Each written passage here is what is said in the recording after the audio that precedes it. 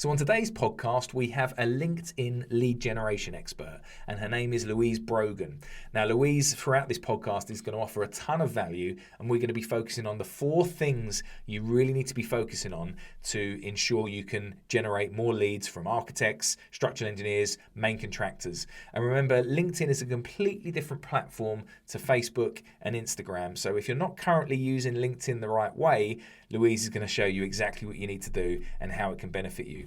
We're also going to look at how LinkedIn can potentially help you find and attract good talent for your business. And it's always a struggle to find project managers and QSs and estimators, things like that. So if you're looking for those type of roles, your LinkedIn profile could be exactly what you need to be able to attract those type of people. So have a listen in and take some value away, and you'll probably need to listen to this again on replay because there's so much here. Louise Brogan, great to have you on the show. Appreciate you being here. Absolutely, Greg. Delighted to join you today. Really pleased to have you on. And I was fascinated, actually. I have to say this on the podcast immediately, because when you first joined this Zoom chat, I was looking at a picture of King Charles and yourself. So what was that all about? Give us the story behind that. Yeah, so last November, I was invited to Buckingham Palace as part of a reception to celebrate small business contribution to the UK economy, along with 399 other people. It was ridiculously exciting. And when I got there, it turned out that I had been pre-selected by the King's team, which just sounds so bonkers, to meet King Charles and Prince Edward and 2 of the dukes ahead of the rest of the room. So it was me and Mary Portas, Queen of Shops, Anne Bowden, head of Starling Bank, Peter Jones from Dragon's Den, and other people who I'm not really sure exactly who they were, but I remember standing in the lineup going, how am I here? This is crazy. And then met the king, and he was just absolutely lovely, really lovely. Surprisingly about the same height as me. I'm not super tall. And just the whole thing was just amazing. Met the whole, they kind of went down the line, asked us about ourselves, our businesses. I've got a plug in for Northern Ireland because that's where I'm from. It's always very important to showcase Northern Ireland around the world. And then they went down the line, and once they kind of finished talking to you, you were kind of like spun out through this literally a red velvet rope into the stateroom. And we all stood there and went, what just happened? Because nobody knew in advance it was going to happen. So it was very exciting. And so therefore I have framed the photograph, and I have it as it's my screensaver on Zoom and all that stuff. So there you are. I don't blame you. I'd have that absolutely everywhere. So yeah, that was really, it's just such a great story to begin the show with. So appreciate you telling us that. I was wondering whether you're allowed to actually tell us, because I think prime ministers aren't allowed to say what they talk about with the king, are they, or the queen? So oh gosh. Well, I mean, I'm not sure that he knew. I'm sure he possibly knew what LinkedIn was, but did he ask me? I can't, honestly, it was just so exciting and the adrenaline was so high. If you ask me exactly what we talked about, I don't really remember, but I do remember making a point about being from Northern Ireland. Awesome. What an amazing experience. Yeah, absolutely fantastic. So, as I said, brilliant to have you on the show today. And it's a topic today that I'm looking forward to discussing, because LinkedIn is such a powerful social media tool. Yes. But I often find those that are listening to this, your construction business owners that are trying to grow their businesses, sometimes, you've got to think about Facebook, Instagram, TikTok potentially, and LinkedIn is another one where you think, wow, how am I going to master this? Is it for me? It's just another platform I've got to learn. So what I'd love to talk to you about today, first of all, Louise, is, why you think LinkedIn is a marketing platform that construction business owners should really be considering seriously. Yes. So I actually started out my business covering all social media channels. Now, we didn't have TikTok when I started 10 years ago, but I was an accredited Facebook and Instagram trainer here in the UK, and I went to Facebook's HQ in London and got all their training and support. Why I niched down to LinkedIn, and why I think companies should really seriously think about focusing on LinkedIn as their core platform, is because people go to LinkedIn in a business state of mind. We open up Facebook to connect with friends and family. We don't open up Facebook to see what local businesses are doing. And Instagram is, honestly, I find it a bit exhausting. If I was trying to create content for my own business on Instagram to make serious impact, I think it would take up a lot of time. So LinkedIn has a lot going for it. That it is a business platform. So people are there because they want to connect with other business owners, other people in their industry, potential clients, potential collaborators, thought leaders in their industry. But also you can make a huge impact on LinkedIn with a lot less effort. So I don't know if you know this, Greg, but about 95% of people who have LinkedIn accounts never post anything at all. Wow. So the platform has, I think, 950 million accounts as we are recording this. And of that, only 5% of those accounts are actually sharing any content. So it is still a really, like what they call it, a blue ocean. It is a place where you can make your mark quite effectively by just simply posting once or twice a week. So I think that appeals to a lot of business owners.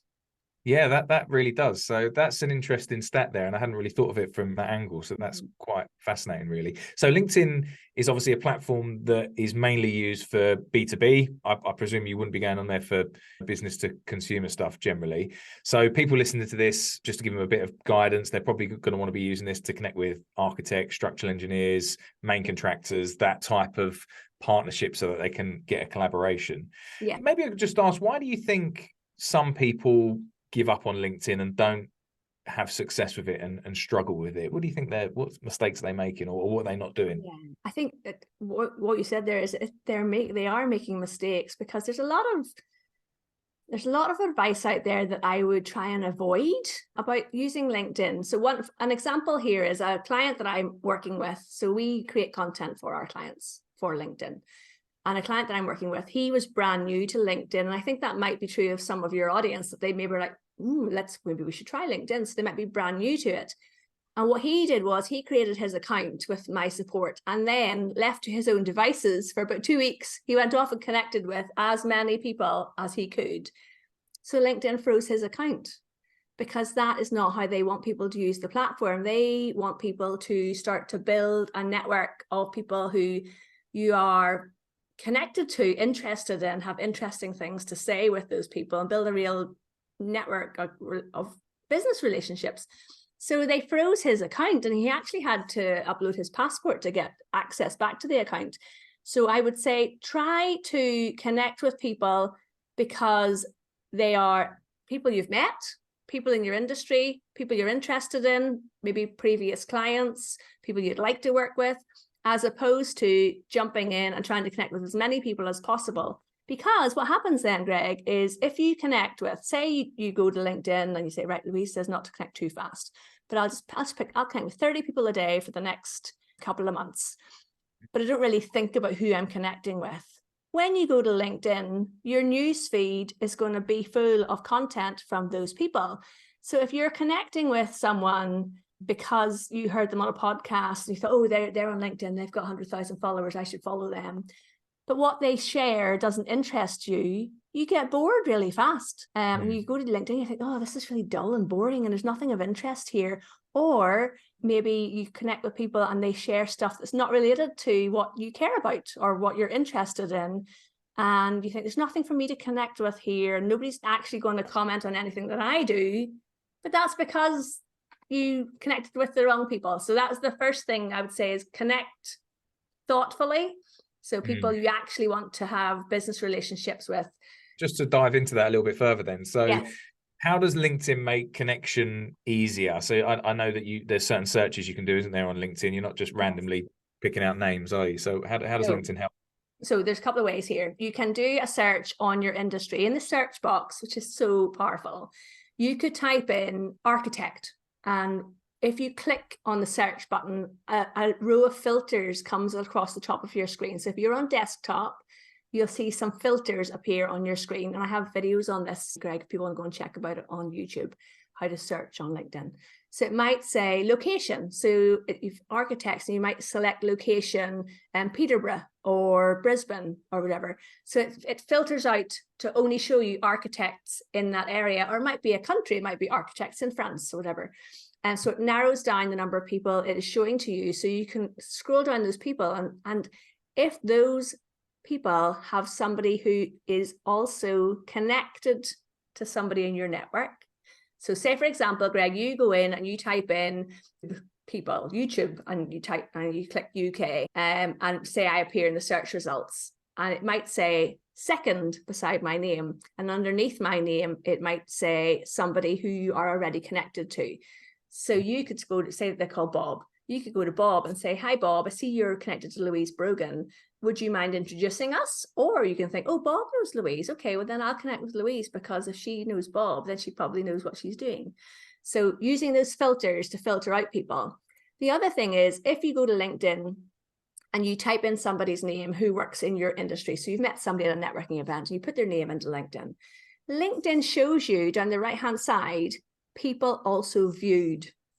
So if I'm looking at somebody who is a well-respected architect in Melbourne or London, it will show me down the right-hand side, probably 5 or 6 other people that when someone views that person, they also view these people. And those are suggested people that you might want to go and look at and see, do I want to connect with these people as well? So it does help you quite a bit in sharing the right people to you that you should consider connecting with.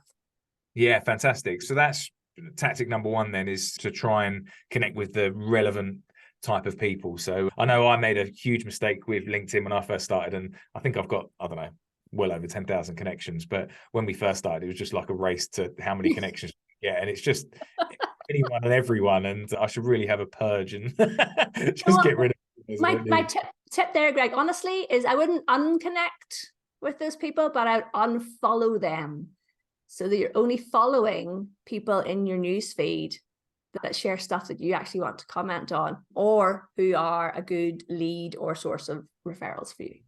Yeah, that's good to know for anyone else that's made that mistake like me. I hear it all the time, honestly. Don't beat yourself up. No problem. So when you initially spoke and we were talking about topics that we could discuss, you mentioned a bit of a framework that you have surrounding 4 pillars. Do you want to just introduce what they are, Louise? Yes. So to look at LinkedIn as a way to get on there and really build your profile and your business, I like to look at it in terms of 4 pillars. So the first pillar is your LinkedIn personal profile, and that really is the foundation of everything. If you have a rock solid LinkedIn profile that shares how you can help people and what you want to be known for. So it's not like your old fashioned, here's a history of everything I ever did since I left school.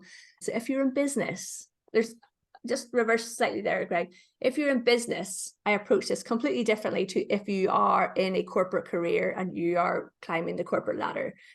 Use it more traditionally in that way. But if you are in business, I would redo your profile in a way that when someone looks at your profile, they think, oh yeah, that person could be somebody we could work with, or we could talk to about potentially having some kind of partnership with. So you write it for your reader as opposed to writing it for a recruitment agency. That's the first core piece of work that people need to start with. And if you haven't got a really good profile, all the other activity that you do is like walking with, one leg tied behind your back. You're not helping yourself to the best of your ability. So get the profile rock solid for the first thing.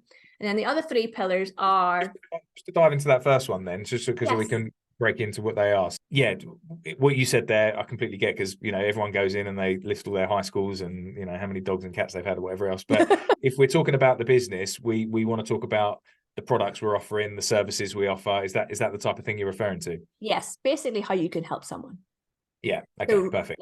In the about section, write the about section for your reader, not how fabulous I am and how many medals I won when I was in my teens, because that's not really interested in us. They're interested in themselves and how we can help them. For them, yeah, exactly. Yeah, okay, brilliant. All right, so we've got that one nailed.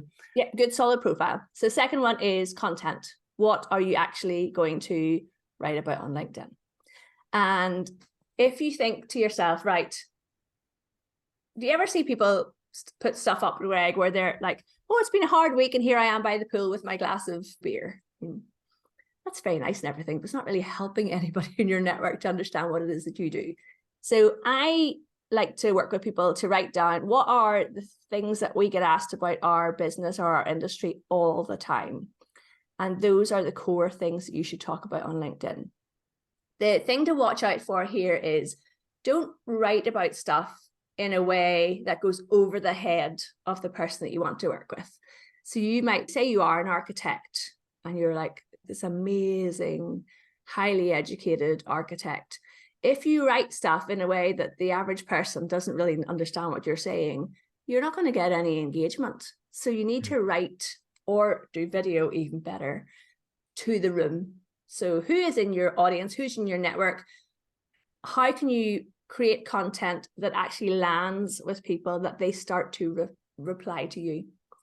And because if you post something on LinkedIn and everyone's like, oh, that sounds really smart, and they just click the little like button, you're not getting as much impact than if you were actually starting a conversation with your network, which is what we're really aiming for. So create content that starts conversations with your audience. By that, I mean, they start to respond underneath your posts. Yeah, now that's really interesting, because if someone's posting on Facebook, Instagram, and whatever else, they may have a different target audience. They may be going for an actual client. If they're a builder, they might be going for a homeowner. So rather than potentially just cross-posting and posting the same stuff on LinkedIn, really what we're saying is you need to think about, if their audience is an architect or structural engineer or main contractor, they actually need to think about what's going to be relevant to them. So we're talking about completely different content, aren't we, for this platform? Completely different. So give an example. One of my clients works in the financial sector, and he wants to be seen, he wants to be elevated amongst his peers. So therefore, his content is actually probably, you and I would probably read it and go, okay, I kind of get that, but I don't necessarily. It's not something I feel qualified to respond to. But his peers do start conversations underneath that. I prefer to write something at a level where most people can engage and comment with you, because what happens then is people in their network are also more likely to see your posts as well. And it's really interesting, because one of the things I found of 10 years working with companies on LinkedIn is that it's quite often the person who is in the second level of your network who reaches out to ask if you can help them or support them or work with them. And that's because somebody who's in your direct network sees you sharing this interesting content on a regular basis, and they might be at a barbecue, or they might be at a business networking event or a conference, and they'll say, we've got this new project, we're looking for this particular kind of style of architecture. And they'll say, oh, well, sure, Greg talks about that on LinkedIn all the time. Do you not know him? That's what he talks about. And that's where that leader connection comes in. Now, someone listening to this might go, but Louise, that's going to take forever. LinkedIn, you're not going to get business overnight on LinkedIn. Be clear about that. You need to be consistent in sharing. And that's why you need to think about, well, what am I actually going to talk about on this platform? And can I be consistent in it? Doesn't mean you can't share personal stuff every now and again. Absolutely. I mean, I think marketeers would say, maybe every fourth post can be completely unrelated. Maybe you're a big football fan or whatever. But if you only ever post about whenever you go to see Arsenal play, then people won't actually know what it is that you do. So that's the second pillar, is content. Yeah, and that's fantastic. And exactly as you said there, I think we buy into people and we buy into personalities. So it is important to share a little bit of personality in it. And I guess for a lot of builders, what would be nice about this is sometimes you might want to post some technical stuff. Let's imagine you're trying to attract architects, engineers, whatever it's going to be, and you're using a certain product, and you want to start a conversation around that product that you're using. That's probably not going to be interesting to an actual homeowner, but for the architect that's potentially going to specify that product, that could be. So these are the sort of things that they want to be posting about, I guess, and that sort of content. Yes. So an example there actually of somebody I've worked with is somebody who is a PowerPoint expert. And what another interesting way, excuse me, to look at your content is, can you create a platform for discussion with people who also do what you do? So this client of mine, she helps companies to create presentations if they're going for pitches or whatever, or they're speaking at a conference or whatever. We found that when we created content about how to use technical pieces of PowerPoint, if you've never used Microsoft PowerPoint for making presentations, you're like, is there something technical about that? There actually is. So she goes into how to use a particular tool within Microsoft PowerPoint. Other PowerPoint presentation experts start commenting underneath and having this whole conversation about it. But actually, she is seen as the expert in this field because she's leading the conversation. And if you have 3 or 4 people who start to comment under your post, you could be getting a couple of thousand or more other people seeing that content. Because remember, go back to those percentages, only 5% of people are actually posting anything. So I talk about it's like almost you're creating a platform or stage for other people to showcase their knowledge about the subject, but you are seen as the leader in that field. And that's a really, it's quite not a secret tip, but it's something that people don't really think about in that way. Very powerful. Yeah. Okay, great. So content is the second pillar. Yes. What's next? So the third pillar is your connections. And we kind of touched on this a little bit, but if you can build what I call a network of value on LinkedIn, you're going to enjoy it more and you're much more likely to get business as a result. So really think about who you want to connect with and think, people you've worked with, people you've met at business events, people who you hear on podcasts, on YouTube. Reach out and connect with them, and always connect with a message. Let someone know why you are connecting with them. So I don't know about you, Greg, but most people just send you a connection request and don't actually say why. And when you send a message to say, hey, Louise, I heard you on Greg's podcast, I'd like to connect with you, then I would know, oh, this must be somebody in the construction industry. And then I would reply, and suddenly we're having a conversation in the direct messages. And actually, that's where you kind of deepen that relationship with somebody, and you don't know where it's going to lead to. But it also makes you stand out from all the other people who just send connection requests without a message. Yeah. And I think one thing that bugs me on LinkedIn, and we don't encourage anyone to do, is sometimes the connection request is a little bit of a sales pitch. and there's no warm-up strategy there. There's no warm-up. Yeah. And I don't, honestly, people do that so often. I'm like, are you sending 1,000 of these and you're hoping like 10 land? Possibly. However, you probably get your account frozen. A wee word on that, actually, Greg. There are certainly software tools out there. They say we will help you generate, 1,000 leads a month, or 30 leads a week on your LinkedIn account. Just be very wary of that, because you might end up with a network full of people that you're not interested in. Your LinkedIn, it's full of really irrelevant stuff in your newsfeed, and you don't actually enjoy it. So I very much prefer people to connect with someone authentically. There's that word. Are we still like to use the word authentic in 2023? I don't know. But build a network of value, and one that you actually enjoy speaking to. My favorite analogy for using LinkedIn is to treat it like your favorite industry conference. So if you imagine, Greg, you and I are going to a conference full of people who work in the construction industry, and there's going to be like 5 key speakers on stage. We go to LinkedIn. First of all, we prepare for the conference. So we look and see who's going to be speaking. We probably dress how we would dress if we were meeting somebody in a professional, say, you go to somebody's office to have a conversation about something. You dress appropriately. So that's you getting your profile all set up appropriately. When you get to the conference, you would not walk around just handing out your business card, not speaking to anybody. You would go to people, you have conversations, maybe in the coffee queue, maybe you in the line as you're walking in, and you would talk to each other. And if you thought there was something in common, you might exchange cards then, and then you might set up a call with that person a week later. So LinkedIn is exactly the same. If you think about in LinkedIn, the speakers are those people who are creating the content. You and I, as the attendees, are possibly could be the people in the comments, commenting on each other's content and seeing people to connect with there. The company page, which we haven't actually touched on yet, I see that as the sponsor booth at the conference. So you and I walking around the conference, meeting people, talking to people, connecting with people, are the personal profiles. The sponsor booths at the sides or in the next room are the company pages. So you meet somebody and you're interested in what they have to say, and then you see their sponsor booth and you go over and you get more information about their products and services. To me, that's what the company page would be in this analogy. So I think if people can, I'm a very visual person. I've literally got an image of you and I walking into a conference now. If that helps to understand how to use LinkedIn, then you just wouldn't just connect without messages.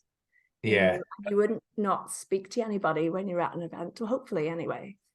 Yeah, that's a really good analogy. Yeah, that makes complete sense. And while you were saying that, it just made me think about sometimes people will listen to this and think, oh, I don't know what conversation I should get started and things like that. But there is an opportunity just to jump on other conversations, isn't there? And yes. contribute. So I Yes. presume that's quite a good tactic if you want to connect with people, because you're always going to notice ones that jump on your conversation if you want to connect with that person. Well, that's the fourth pillar. It's Oh, there community. you go. Sorry. Community. Right, okay. So, how do you build community on LinkedIn? You go to LinkedIn and you start to comment on other people's content. That raises your profile with that person, but also everybody else in their network. They see your name, your photograph, your headline, and your comment. And if we go right back to the foundation of the first pillar being your really excellent, stellar profile, one of the key pieces on that is your headline. So your headline tells people what it is that you do. If you don't write your headline on LinkedIn, it takes it as your current job. So that's why you see a lot of people that'll say, Louise Brogan, CEO, or Louise Brogan, architect. Doesn't tell me where you are, what you focus on. Do you specialize in anything? Who do you work with? So building community involves you actually going in and engaging with your community on LinkedIn. And for people who are, and a lot of people are completely overwhelmed at the thought of, well, this all sounds wonderful, but what do I write on LinkedIn?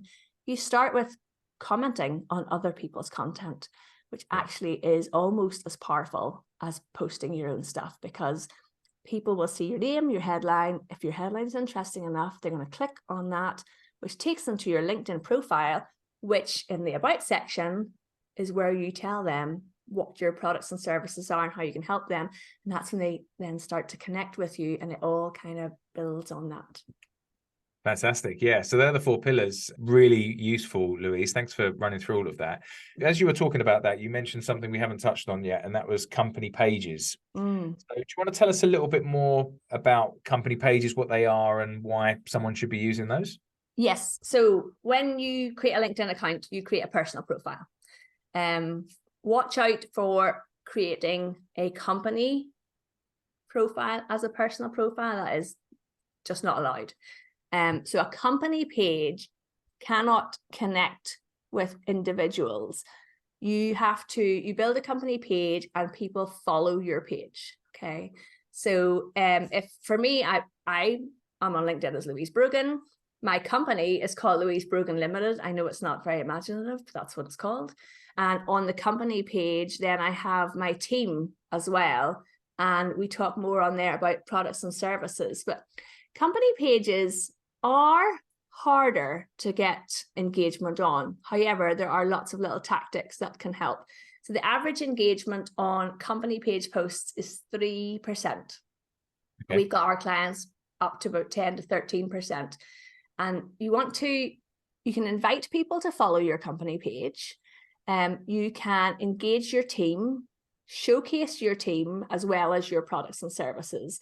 Think of it as slightly more traditional. So where you are over as a personal profile, maybe starting in conversations like you and I would have a conversation.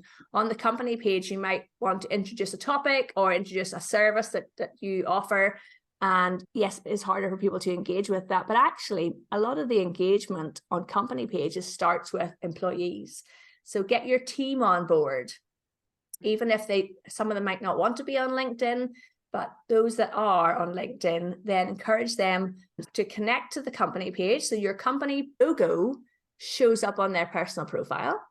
And then just educate them a little bit about how, if you're creating this excellent content on your company page, they can share that to their network. The key here is not to simply share without saying why you're sharing something. You see this happen all the time, especially with large corporates. But if you say to somebody, like, we're going to do, the CEO is going to do this post about something or other, there's a tool called Notify Employees. So you let all employees know the post has gone out. If they've had a little bit of training on how to use LinkedIn, then they'll share that and they'll write why they're sharing it. And that has much more of an impact than just simply reposting or resharing without saying anything. It's also, in this day and age, it's actually an excellent tool for helping you to recruit as well. Because if you have a job out there at the moment and you're trying to recruit somebody, people will go straight to your LinkedIn company page and see what is this company actually like? Do people like working there? So, use your team. We do, for our clients, we do like a regular meet the team post.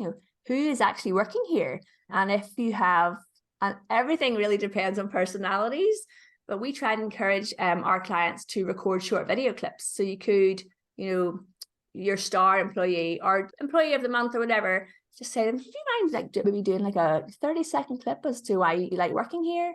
And people just really resonate with people, with human people, and that can have a huge impact. So it's a lot, there's lots and lots to company pages, and they are changing them all the time. Like now you can actually send a private message to a company page, not rolled out to everybody. So if you haven't got that on your own company page yet, it's coming slowly. LinkedIn likes to introduce features. People have no idea how regularly, like extremely regularly, new features are brought out all the time, usually under the radar and usually rolled out at quite a slow pace. So there'll be some people, like a small cohort, like 10% will get it and they'll test it out because they are a software company, and then they slowly roll it out. So one of the questions I get asked on YouTube all the time is, Louise, you're talking about this, we don't have this yet. Why don't we have this? I'm like, oh, it just hasn't been rolled out to you yet. Things are rolled out slowly. Only those who've met the king get this first. That's it, yes. Brilliant. Really useful stuff you've just mentioned there. So just to go back and talk about some of that. So using a company page and leveraging the power of your employees. So that's really valuable, because I guess if your employees have got a load of connections and contacts and you've got a really important message you want to get out there, and you say to your 10 employees, look, would you all mind sharing this and saying something about it? I guess the promotion that post is going to get and the leverage that gets is going to be so much greater than just posting it yourself. So that's the first thing there, isn't it? Yes. And also then the other tool that they give you is that your employees can invite their connections to follow your company page.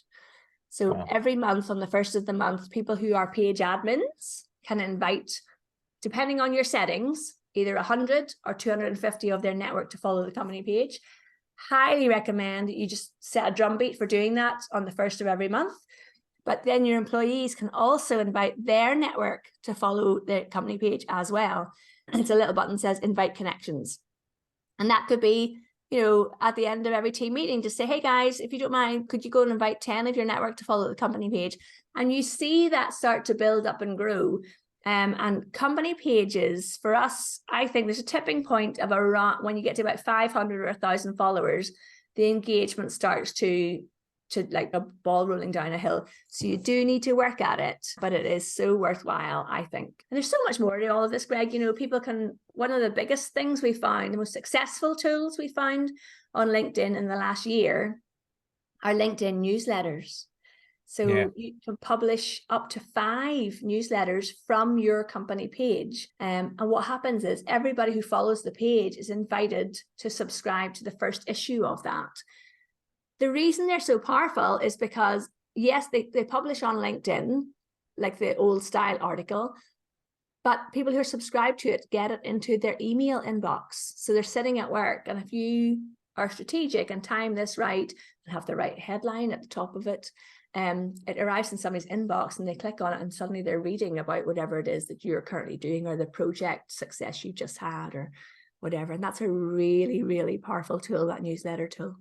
Yeah, really useful. Some might already be doing newsletters internally or to their email list. So if you're not leveraging newsletters in LinkedIn, then that's a great tip there, Louise. Yes. And just coming back to something you touched on that we skimmed over, but I think this is so powerful, is about using the company page as a recruitment strategy. Because we hear all the time that it's so difficult to find people out there. I'm trying to find a project manager, or I'm trying to find this or that. Yes. It can be a challenge, but yeah, I guess if we got a nice company page and profile up and all our employees are speaking about us, that is a really powerful tool, isn't it? It's massively powerful. And that, again, you could create the job posting on the company page, get all the employees to share it to their network as well to get the message out to more people. But people do check out your LinkedIn. They check out your LinkedIn profile and they check out your company page before they come anywhere near you, way more than probably I think most people realize. So one of the interesting things, and another reason why I love LinkedIn, is it is one of the biggest resources of content on the internet. If you think about all the companies and people who are sharing posts on LinkedIn every single day, all that fresh content every single day, Google loves it, which is why if you go to Google and type in someone's name, usually their LinkedIn profile is the very first search result, not because their LinkedIn profile is like amazing. It's because LinkedIn, the platform, is seen as such a trusted resource by Google and other search engines that it comes up at the very top. So also, those newsletters and articles that you publish, I get found by people through Google on articles that I might have published on LinkedIn 2-3 years ago. So they have like a really long lifespan as well. So, take this stuff seriously. Yeah, that's really good. And I guess you could use it, some people are updating blogs all the time on their website, once a month a blog goes out. That's great for SEO, but yeah, you could maybe use that as part of your newsletter if you've got some good content. No, maybe about it. Absolutely repurpose that stuff into your newsletter. I mean, social media, at the end of the day, the purpose of it is to send people to our businesses, to knock on our doors, to visit our websites. Do not build your whole business on LinkedIn. Get a really good website. Have everything on there, your team, your products, your services, how to contact you. Use LinkedIn to spark interest enough in you that people then go to your website to find out more about you. 100%. With our content marketing service for LinkedIn, what we do is we write the newsletter once a month, and then we say to the clients, put that on your website as a blog now as well, because that's going to really help your website with the fresh content as well. When a client comes to me and they say, well, Louise, we need help with our LinkedIn. Can you manage our page for us? We've been blogging for years on our website. I'm like, happy days. That's so much content for us to use to be able to create the LinkedIn content from. It's like perfect client. Love it. Fantastic. Yeah, that's awesome. So there's been a load of tips here that you've gone through, Louise, and I guess people that are listening to this, you're probably going to have to go back and start it again and listen to it fully and take some notes, because there's some real gold that you've been sharing today. If you were just going to give us a few practical tips to take away, if someone was just listening and thought, I just want to do just a couple of things to get myself started, where are they going to get the biggest bang for their buck? What should they be focusing on if we were just going to hone it down to maybe, 1 to 3 things they should be doing? Number one, absolutely get your profile up to date. Absolutely. Yeah. I have loads and loads of videos on YouTube on how to optimize your LinkedIn profile. It's also a one-to-one service I do myself. But absolutely get your profile up to date. Check that what you currently offer is actually what your profile says. The number of people who go to their profile like, oh gosh, I haven't changed that in like 3 years. We don't do that anymore. And this other thing we do is not actually on there. So get your profile up to date. Just block out an hour in your calendar and just go through it and update it. So that's the first thing. Number 2 is please start to post on LinkedIn. Be in that top 5%. So get a pen and paper. If you're like me, I love to write things down and think, right, what are the key things I want to be known for? What are the key topics that I want to be known for? What can I actually write about? And if that completely stumps you, get somebody in to help you with that strategy piece. Or your favorite industry articles. If there's a journal that you like to read, follow them on LinkedIn. When they post an article that you like, number 1, comment on it, because so few people comment on these things that you will get noticed by the company publishing that article, or the person. You will get noticed and they will be checking out your profile. And then share it to your network and say what you liked about it. And there you've just done your first post and you haven't really had to come up with anything too unique or too difficult to work with. So profile and start posting. Third thing, start commenting on other people's content. I'm not going to give you more, but honestly, Greg, I give you 100 things. I don't want to overwhelm people. That's absolutely brilliant, Louise. And I know there's so much there, isn't there? But it's nice just to bring it down to just a few things that someone can take away on the podcast. So really useful. So we're going to get some people listening to this that think this is fantastic. I want to start using LinkedIn. I can see the power of it. What's the next steps? If they want some help to do this, how do you help, Louise? So I do training, 2 things really. I do training myself with people and companies, and we do the LinkedIn profile, and then we do how to use LinkedIn, which sounds really simple, but I love doing this training so much. And then the second thing is we actually just take it all off your plate. We create all the content, we build up, we help your team to understand what part they play in that. We post everything on behalf of our clients, and we do the strategic piece and everything. We have a team of writers. We've actually started to create video content with clients, which is actually really fun. I do that piece myself. So we do the training and we do the content management for clients as well. Fantastic. So complete done for you if people need a little bit of assistance on that. So that's brilliant. If people want to hear a little bit more and learn more about what you're offering, Louise, you said you got a YouTube channel earlier. Yes. What's that? So you can find me on YouTube and my podcast. They're both called LinkedIn with Louise. So nice and simple. Or just type Louise Brogan LinkedIn into Google and it should all come up.